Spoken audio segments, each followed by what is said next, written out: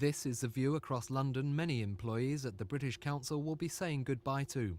The organisation, which promotes British culture abroad, is closing part of its central London operation and moving 600 staff into premises in Manchester.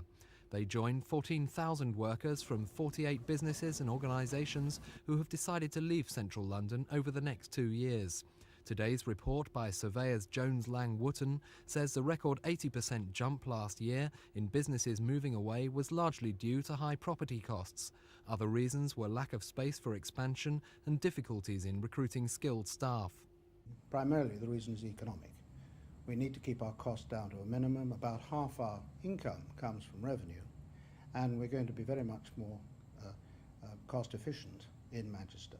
Something of the order of £1.5 million a year by comparison with current costs. Among the British Council's workforce, there were mixed feelings about next year's move up the M1. Well, I've got family commitments here.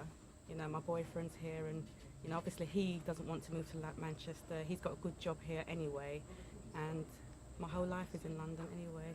I suppose there are going to be quite a few problems, but on the whole I've been looking forward to it as a means of getting out of London.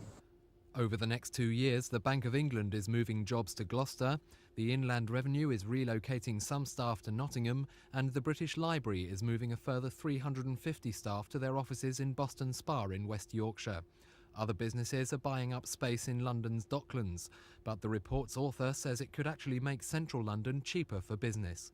Rents have begun to fall in central London, and we think that certainly until the end of this year they will continue to fall.